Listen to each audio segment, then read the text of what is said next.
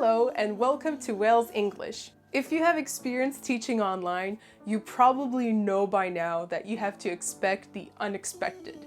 And that is especially true with trial classes, since for most students, it's their first English class online. Let's not forget that this can be a life-changing experience for these young learners. For you as the teacher, it gives you an opportunity to connect with the students and for them to come back to Wales English and request you as their regular teacher. In this video, I will share some do's and don'ts for trial classes. Of course, you can apply these tips for regular classes, but here we're really focusing on trials. We'll be talking about what to do or not do before, during, and after the trial classes. Before the trial class. Before the class starts, prepare well your teaching material. This way you won't be tempted to click on the teacher guide during class, which would make you look unprepared. When you prepare the teaching material, you can already think of ways on how to extend or simplify slides. This will greatly help you in your time management and also to tailor the classes to the student's level. Here is a simple example on how to extend a slide. This slide is at the beginning of the class. We are presenting the vocabulary. So we can focus on the words, then work on spelling, writing, present simple sentences, and even play a game. Like a memory game, by hiding all the words and having them guess which word is behind.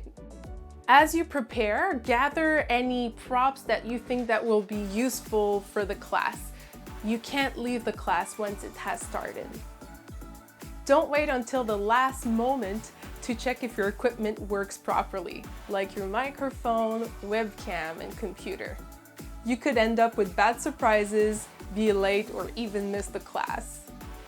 You can check on the teacher portal for up-to-date guidelines. During the class, we represent Wales English, so we have to look professional. So of course we wouldn't blow our nose, clean our eyes, eat, or yawn in front of the camera. Punctuality is a must. You don't want to be late and you don't want to finish the class early. You can start the class with a nice warm-up and by specifying what the lesson objectives are. Today, we will practice to say where the egg is. If it's in or if it's on. This is quite obvious, but we don't want to give a boring lecture on vocabulary words and grammar rules, all while having a stone face and looking unfocused or uninterested in the class. Instead, we can create a fun, warm, friendly environment that is engaging from the get-go. Don't be afraid to be expressive and to use TPR. It will definitely help the lower level students to understand what you instruct them or teach them. We focus on the student's experience. When it's appropriate, make them smile or laugh. But that doesn't mean that we don't implement classroom rules. From the beginning, you can introduce classroom rules like the take-turn rule.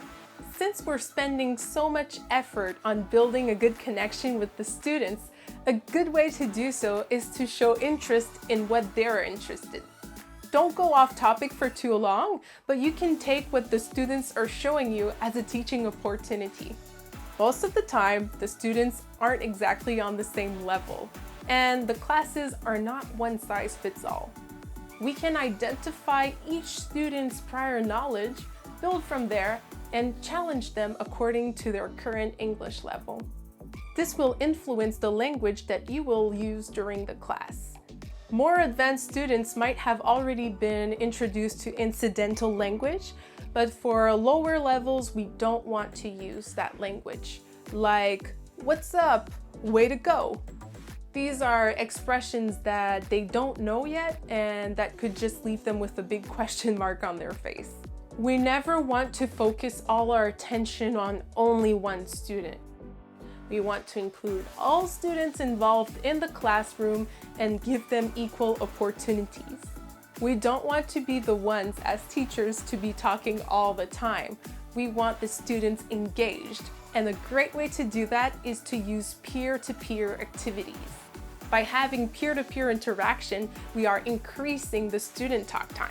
You can have one student ask a question, the other answer, and vice versa. Correcting the students is important, but we don't want to overdo it, which would be very discouraging for them. Find fun ways to correct the students. Almost. Here, I see a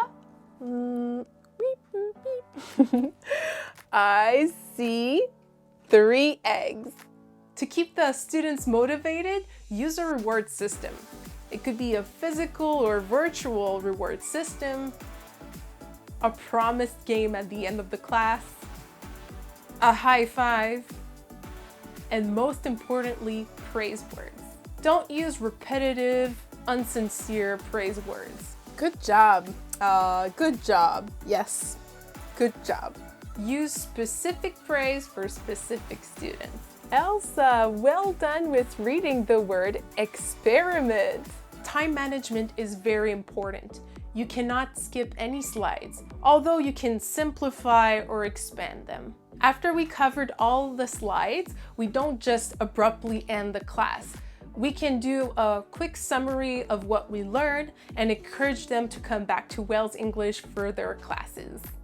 If the parents are nearby, which they are quite often when it's their child's first class, don't hesitate to include them.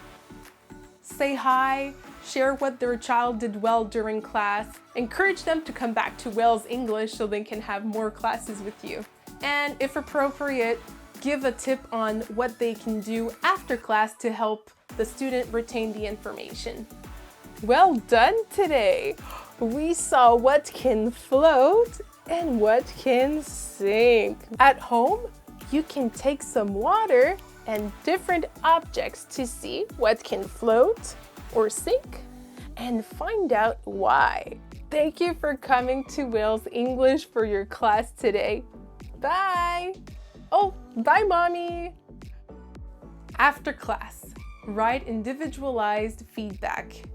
You want to be specific on what the students did well and what they can work on. You can include too what they learned in class and how Wales English can help them achieve their goals. Don't use complicated words or expressions that could be badly translated. I teach so many trial classes on a weekly basis. I'd love to share this tip that's gonna save you so much time. I made a document where I keep templates for each level of each trial classes. This way I can just copy paste in the feedback section and adjust it to every student. It's great because you can still have personalized feedback and save some time. These were simple do's and don'ts to follow before, during, and after class. Trial classes are how Wales English can, with your help, present the methods, teaching material, platform, and teacher-student interaction. Keep in mind that you can reap the benefits of your hard work by having the students become your regular students. If you'd like to share your personal tips on teaching trial classes, please feel free to write a comment here down below. Thank you for watching and happy teaching. Bye!